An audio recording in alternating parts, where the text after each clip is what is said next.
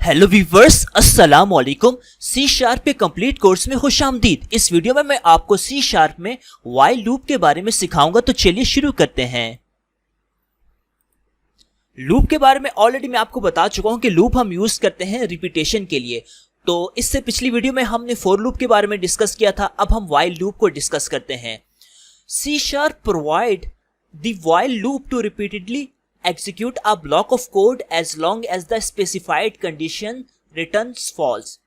जो C sharp है वो प्रोवाइड्स करता है while loop, और while loop भी हम यूज करते हैं ब्लॉक ऑफ कोड को रिपीटेडली एग्जीक्यूट करने के लिए, और ये उस वक्त तक एग्जीक्यूट होता रहता है जब तक कोई कंडीशन फॉल्स नहीं होती।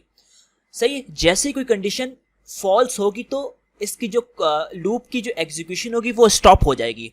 तो जब तक, देखिए हमारे पास ये सिंटेक्स है, सबसे पहले while का कीवर्ड आएगा, फिर पैरेंथेसिस के अंदर हम कंडीशन देंगे, और यहाँ करली ब्रैकेट के अंदर हमारे पास ब्लॉक ऑफ कोड आएगा।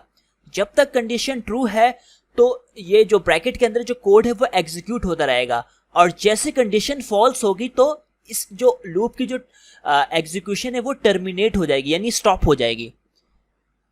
The for loop contains the initialization and increment और decrement parts. When using the while loop, initialization should be done before the loop starts and increment or decrement steps should be inside the loop। जैसे हमने for loop में अब देखा था कि हमने कहा हमारे पास इनिशियलाइजेशन होती है, फिर कंडीशन होती है, और फिर आइटरेटर की बात की थी, यानी इंक्रीमेंट और डिक्रीमेंट की बात की थी। तो for loop के अंदर मैं जैसे अगर आपको बताऊं, आप देखें इनिशियलाइजेशन, कंडीशन और इंक्रीमेंट डिक्रीमेंट एक साथ ही होते हैं, जबकि वो पैरेंथेसिस के अंदर, जबकि वाइल लूप के अंदर जो हम इनिशियलाइजेशन यूज करते हैं वो लूप से पहले, यानी जो यहां से लूप स्टार्ट हो रहे हैं ना, तो लूप स्टार्ट होने से पहले हम वेरिएबल को इनिशियलाइज करेंगे।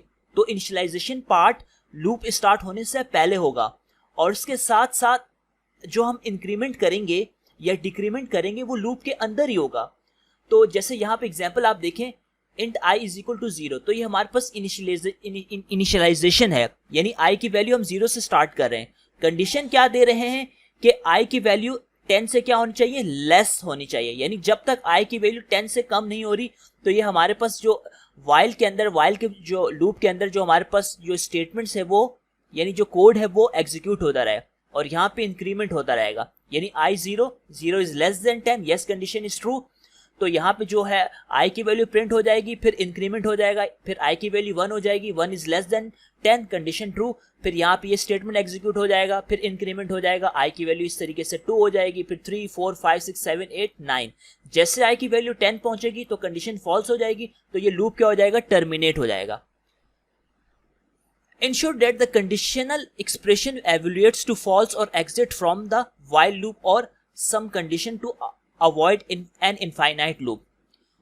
इस चीज के हमने लाजमी चेक करना है कि जब कभी भी हम लूप के अंदर कंडीशन दें, चाहे वो while लूप हो, do while लूप हो या for लूप हो, तो उसके अंदर जो हमारे पास कंडीशन होनी चाहिए वो किसी न किसी पॉइंट पे फॉल्स होनी चाहिए, यानी किसी न किसी मौके पे वो कंडीशन फॉल्स होना चाहिए। अगर वो कंडीशन फॉल्स नहीं होगी तो वो लूप इनफाइनाइट स्टेट में चला जाएगा।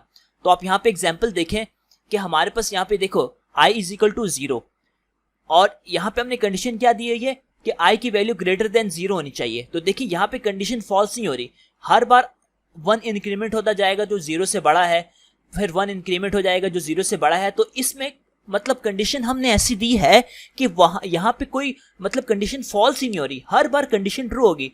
तो ये हमारे पास इनफाइनाइट लूप कहलाता है। ये हमारे पास कौन सा है, वाइल लूप है, तो इसे हम इनफाइनाइट वाइल लूप कहेंगे। तो चलिए मैं आता हूं विजुअल स्टूडियो पे और प्रैक्टिकली परफॉर्म करते हैं हम। सबसे पहले आएगा while का कीवर्ड, और यहाँ पे हम देखें while से पहले हम इनिशियलाइज करेंगे वेरिएबल को। तो मैं यहाँ पे int i is equal to 0 लिख लेता हूं या 1 लिख लेता हूं। अब यहाँ पे आएगा while का कीवर्ड, और यहाँ पे जो पैरेंथेसिस के अंदर हम कंडीशन देंगे कि i की वैल्यू लेस देन और इक्वल टू 10 तक होनी चाहिए, और यहाँ पे फिर कर्ली ब्रैकेट स्टार्ट करेंगे, एंड करेंगे, और यहाँ पे हमारा जो कोड है वो आ जाएगा। मैं यहाँ पे लिखता हूँ console.writeline, और यहाँ पे चलिए हम नंबर ही प्रिंट कर लेते हैं 1 से 10 तक, और मैं यहां पे आके इंक्रीमेंट कर लेता हूं। तो ये हमारे पास ये है,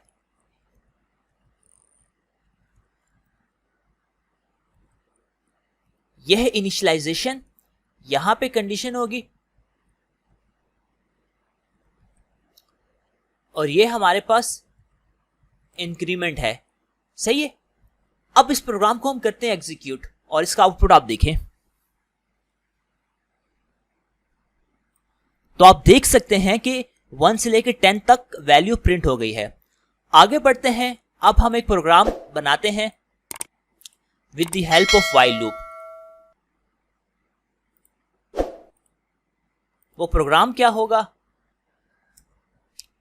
using while loop to compute sum of first 5 natural numbers. तो व्हाइल लूप की मदद से हमने पहले 5 जो नेचुरल नंबर है उनका सम निकालना है। तो चलिए मैं i1 से स्टार्ट कर देता हूं। यहां पे हमें सम का वेरिएबल यूज करूंगा और इसको मैं 0 से इनिशियलाइज कर देता हूं।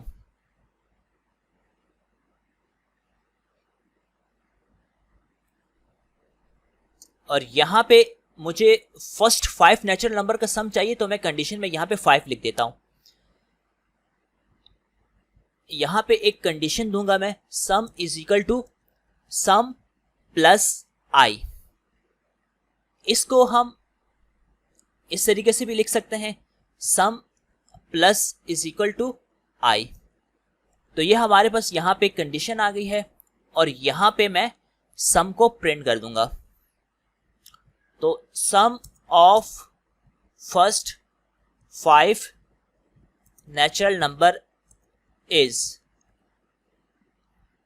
तो यहां पे सम प्रिंट हो जाएगा और यहां पे इंक्रीमेंट हो जाएगा।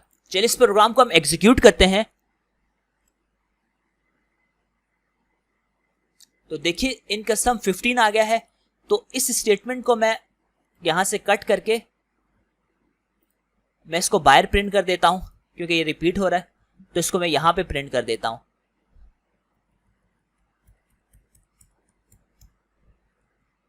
जैसे प्रोग्राम को मैं एग्जीक्यूट करूंगा तो आप इसका आउटपुट देखिए। तो sum of first 5 natural number is 15। अगर हमें फर्स्ट 10 नेचुरल नंबर का सम चाहिए तो यहां पे नेचुरल की स्पेलिंग भी सेट कर देता हूं। तो उसके लिए मैं यहां पे कंडीशन चेंज करके 10 लिख दूंगा। तो ये sum of first 10 natural number आ जाएगा। तो आप देखिए, तो sum of first 10 natural number is 55। तो आपको अगर मैं प्रोग्राम को समझाऊं तो आप देखिए सबसे पहले i की वैल्यू क्या है 1। तो लूप 1 से लेकर 10 तक चलता रहेगा। सही है। अब सम को मैंने 0 से इनिशियलाइज किया है तो फर्स्ट टाइम सम की वैल्यू कितनी है 0 है और हम सम में क्या ऐड कर लेंगे 1 ऐड कर i ऐड कर लेंगे, यानी sum is equal to sum plus i। क्योंकि यहां पे कंडीशन तो ट्रू है ना, तो 0 प्लस 1 तो सम की वैल्यू कितनी हो जाएगी 1 हो जाएगी। तो यहां पे सम की वैल्यू कितनी है 1 है। जब नेक्स्ट टाइम यहां पे देखें लूप के अंदर आएगा तो 1 i की वैल्यू क्या हो जाएगी इंक्रीमेंट होकर 2 हो जाएगी। तो 1 प्लस 2 हो जाएगी। तो यहां पे 3 आ जाएगा। फिर नेक्स्ट टाइम जब कंडीशन ट्रू होगी इनसाइड द लूप आएगा तो सम प्लस इज इक्वल टू आई, यानी सम की वैल्यू अब कितनी है 3 है और i की वैल्यू भी 3 है। तो यहाँ पे वैल्यू सम की नई वैल्यू क्या बन जाएगी 6 बन जाएगी। सिमिलरली नेक्स्ट टाइम आएगा सम की वैल्यू 6 और i की वैल्यू 4 तो वैल्यू 10 बन जाएगा। फिर सम की वैल्यू यहाँ पे न्यू वैल्यू 10 है और i की वैल्यू कितनी आ जाएगी यहाँ पे 5 आ जाएगी। तो यहाँ पे वैल्यू क्या बन गया 15 बन गया। तो इस तरीके से ये पूरा प्रोसेस चलता रहेगा। तो जैसे ही देखें अगर मैं यहाँ पे 5 लिखता हूं